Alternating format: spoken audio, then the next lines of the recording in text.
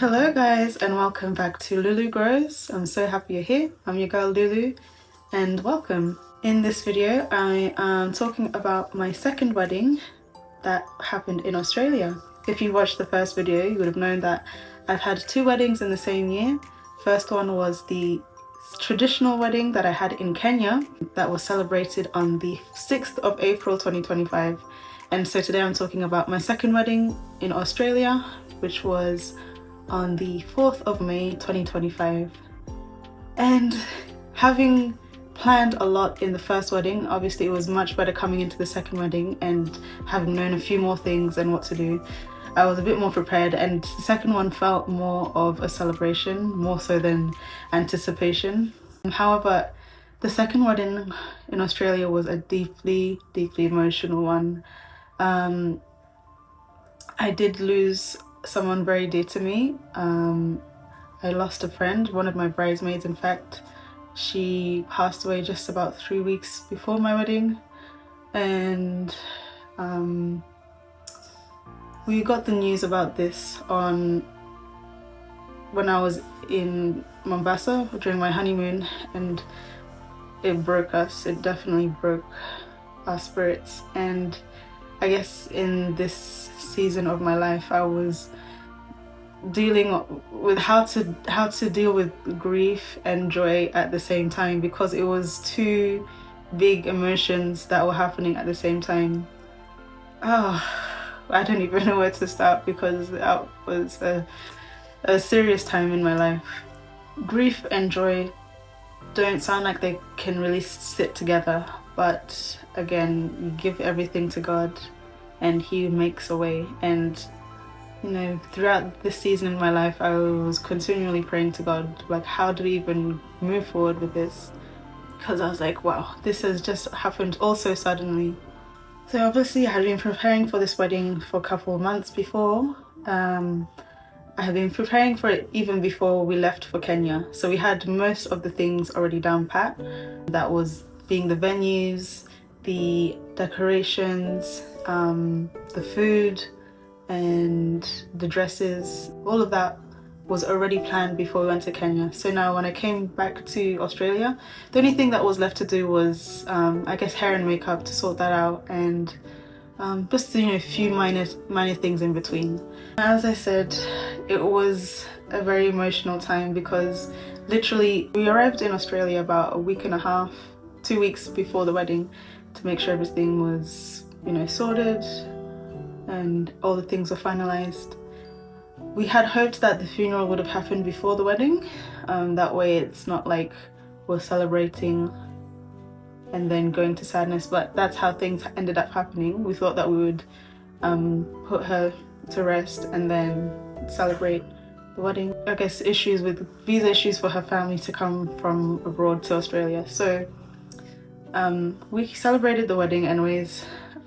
We did have a moment of silence for her to honor her, and we celebrated, and in the end we enjoyed the wedding itself. It's hard to, sometimes you just have to dissociate. I guess you have to dissociate and enjoy what is there at the moment. Enjoy every moment as it is in that moment, in that time. Just enjoy it. Well, the night before again was chaos, complete chaos, running around like headless chickens, making sure every finalized thing was done, dotting the I's, crossing the T's, making sure this is there and that is there, trying to make things perfect. Obviously nothing goes as to plan on the wedding day, but you try your best to make things to be as you want them to be.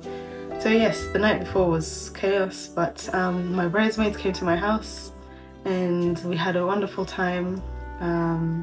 We slept very late again, and we woke up very early again, and we got our hair and makeup done early in the morning, and the celebrations really started from there. So just as we were getting ready, I had some aunties as well to sing as I was coming down the stairs. It brought some liveliness, it brought some excitement as well. It made the place exciting and joyful and happy. There was lots of smiles, and lots of laughter, lots of dancing. So off we went, and into the cars we drove to the church, and at the church it was beautiful. It was that serene, calm, peaceful, beautiful moment of a wedding, and it's everything I want it to be. You know, as I was walking down the aisle, my heart was really pumping, but at the end of the aisle I was just looking straight at my husband. I may have looked to the sides a little bit just to wave to a few people, but I was so nervous, but I was just looking dead straight at my husband and looking at him in awe and in excitement and gratefulness. And yeah, that's really who I focused on throughout. And off we went to the aisle, songs were sang, we said our vows, and we were announced as husband and wife, signed the papers, and away we went. We went to the reception, and the reception was hype, I'm telling you. Lots of music, lots of dancing, and again, beautiful decorations. And I thank all the people who were there, who came to support us, who danced, and everything. I hope you all had a good time. I had a good time anyways. We did have a moment of silence for my dear friend who did pass. I will say one of the issues, again, because I said no wedding is really that perfect. If you have a perfect wedding, you know, wonderful. To me, I've had 2 weddings and they didn't go to plan, either of them. But in the Australian wedding, the main issue was the food. We did have an issue with our food vendor. There was some complications with him preparing the food, and so it came late. Other than that, the rest of the night was fabulous. We danced away. We were so tired though, having been awake since God knows what time. By the time it got to 8 p.m, we were already so tired. We had to live stream the wedding because, again, we have friends and family all around the world. In reflection, the wedding is not just about the dress or about the decorations, or about the cake or about the food. The wedding itself is about honoring God, honoring that He is the source of our life and He has brought us together in marriage, and we are honoring Him by presenting ourselves before Him and before our friends and family, and committing ourselves to each other with watchful eyes as witnesses. I learned that joy and sorrow can live together, and faith is what holds them together. So if you're walking through a moment of grief and joy, I just want to let you know that you're not alone. God is there in times of sorrow and in times of joy. He's there for the brokenhearted, and He is there for the exciting moments as well.